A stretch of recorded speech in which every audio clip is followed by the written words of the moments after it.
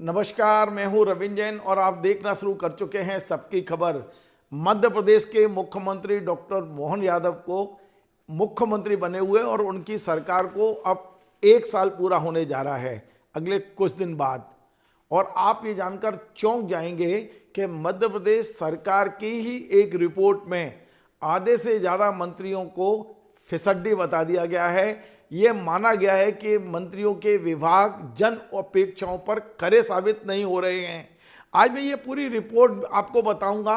ये रिपोर्ट कैसे आई है, इस रिपोर्ट के आधार पर किस अखबार ने क्या छापा है, ये तमाम सारी जानकारी दूंगा। लेकिन उसके पहले मैं आपको बता दूं कि तमाम ऐसे मंत्री जो बड़े दिग्गज मंत्री कहलाते हैं, बड़ा नाम है उनका, वे इस रिपोर्ट में डी श्रेणी में यानी चौथे नंबर पर आए हैं।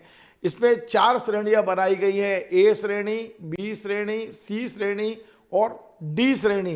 डी यानी चौथे नंबर पर एकदम फिसड्डी। ये मंत्रियों की श्रेणी क्या है, कैसे है ये, और ये खबर कैसे बाहर आई है, वो पूरी चीज़ मैं आपको बताता हूं। दरअसल ये जो लोक प्रबंधन विभाग है, जिसने ये पूरी रिपोर्ट इस आधार पर तैयार की है कि किस विभाग में कितनी शिकायतें आई, उन शिकायतों का किस तरह से निराकरण हुआ है, और उस आधार पर 2 वो बनाए गए, ए श्रेणी और बी।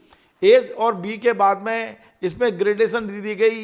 इसमें जो ए बी सी डी इन तमाम सारे विभागों को किया गया और उसी आधार पर मध्य प्रदेश में राष्ट्रीय स्वयंसेवक संघ के समर्थित एक समाचार पत्र है दैनिक स्वदेश, जिसे भोपाल में मध्य स्वदेश के नाम से जो छपता है। यहाँ पर मध्य स्वदेश के पहले पेज पर आज लीड छपी है और इस लीड का जो हेडिंग है वो मैं पढ़ के सुनाता हूँ। पहले आप अपने दिमाग में ये रखिए कि ये अखबार संघ समर्थित अखबार है, भारतीय जनता पार्टी का समर्थन करने वाला सबसे बड़ा अखबार है।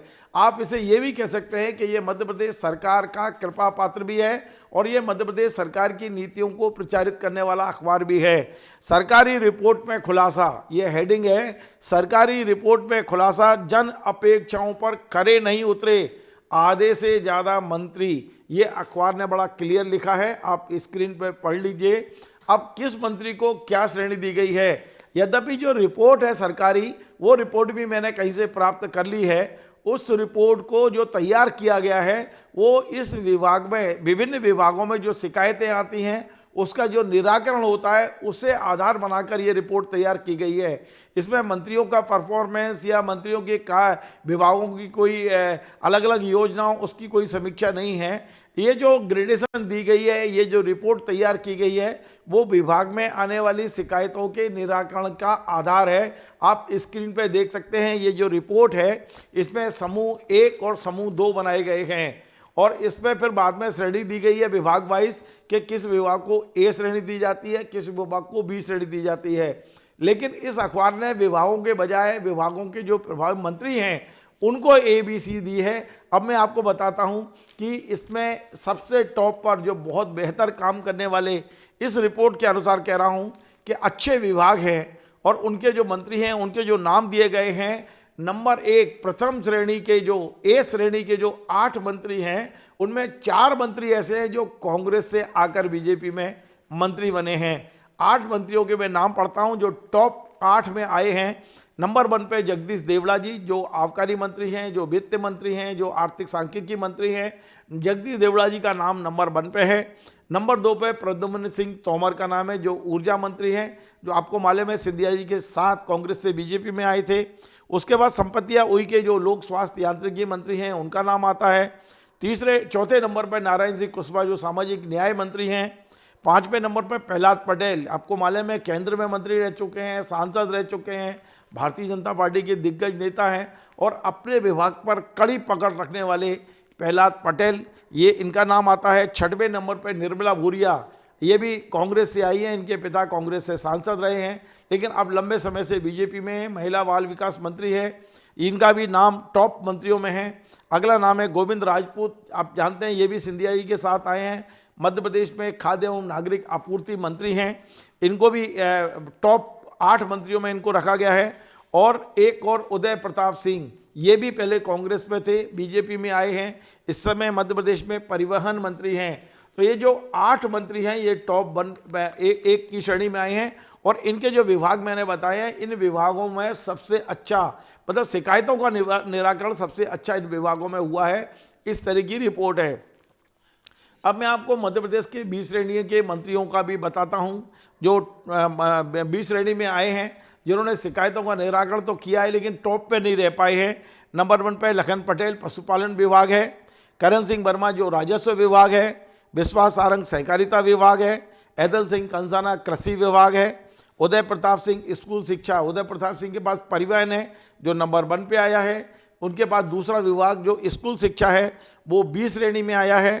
राकेश सिंह लोक निर्माण विभाग, रामनिवास रावत वन, यदि भी इनका इस्तीफा हो गया है, वो इस्तीफा भी विचार में है। ये अभी विधानसभा चुनाव हार गए हैं विजयपुर से और अब इस्तीफा दे दिया है इन्होंने। अब ये, लेकिन इनका विभाग 20 श्रेणी में आया है। तुलसी सिलावट जल संसाधन विभाग 20 श्रेणी में है। नारायण सिंह कुशवाहा के पास 2 हैं, सामाजिक न्याय 1 नंबर पे आया है, लेकिन उनके पास एक और विभाग उद्यानिकी है जो 2nd नंबर पे आया है, 20 श्रेणी में आया है। इंदर सिंह परमार उच्च शिक्षा विभाग, ये भी बी में आए हैं। दिलीप जायसवाल कुटीर उद्योग एवं ग्राम्य उद्योग, ये भी बी में आए हैं। और राकेश शुक्ला जो नवकरणीय ऊर्जा, ये भी बी में आए हैं। तो ए और बी के मैंने आपको नाम बताए। अब मैं आपको ले चलता हूँ सी की तरफ। आप चौंक रहे होंगे क्योंकि टॉप के मंत्रियों के तो नाम ही नहीं आए हैं अभी तक। आप देखते चलिए कि सी श्रेणी में कौन कौन से मंत्री हैं। सी श्रेणी में कृष्णा गौर हैं, जिनके पास में पिछड़ा वर्ग कल्याण है। राजेंद्र शुक्ला, आप सोचिए, उप मुख्यमंत्री हैं मध्य प्रदेश के, ये 3rd क्लास आए हैं, 3रे नंबर पर। इनके पास स्वास्थ्य है। प्रहलाद पटेल ए में भी हैं और प्रहलाद पटेल सी में भी हैं। ए में उनका जो विभाग है प्रहलाद पटेल जी का, वो पंचायत ग्रामीण विभाग टॉप पे है, लेकिन उनका जो दूसरा विभाग है श्रम विभाग, वो शिकायतों के निवारण में 3rd में आया है, 3री श्रेणी में आया है। इंदर सिंह परमार, ये तकनीकी विभाग इनका सी श्रेणी में आया है। इंद्रजीत परमार 20 श्रेणी में उच्च शिक्षा था उनका, लेकिन तकनीकी शिक्षा उनका सी श्रेणी में आया है। गौतम टेटवाल कौशल विकास सी श्रेणी में आए हैं। नागर सिंह चौहान, जिनको पहले वन मंत्री भी बनाया गया था, वन पर्यावरण भी था, लेकिन बाद में छीन लिया गया था, इनने इस्तीफे की पेशकश की, तमाम नाटक नौटंकी आपने सब देखी है। लेकिन अब इनका जो अनुसूचित जाति कल्याण विभाग है ये सी श्रेणी में आया है। विजय शाह बड़े धुरंधर मंत्री हैं, पुराने हैं, अनुभवी हैं, और विजय शाह अनुसूचित जनजाति कल्याण है, तो ये भी सी श्रेणी में है। विश्वास सारंग का खेल विभाग सी में आया है। उनका जो सहकारिता है वो बी में था, लेकिन खेल सी में आया है। मतलब खेल में क्या खेल हो गया ये अब विश्वास सारंग ही बताएंगे। रामनिवास रावत के पास जो पर्यावरण है वो सी श्रेणी में आया है। मैंने बताया रामनिवास रावत का भी इस्तीफा विचार के लिए रखा हुआ है। धर्मेंद्र लोधी, ये आध्यात्म विभाग है, ये भी सी में आया है इनका। इंदर सिंह परमार आयुष विभाग, ये भी इनका सी में आया। इंद्रजीत परमार के मैंने बताया कि ऊपर भी विभाग है, लेकिन ये आयुष विभाग सी श्रेणी में आया है। और नारायण पटेल मछुआ कल्याण, ये भी सी श्रेणी में आया है। अब आप चौंकेंगे क्योंकि अब मैं जो नाम पढ़ने वाला हूँ वो डी श्रेणी के हैं, यानी सबसे नीचे।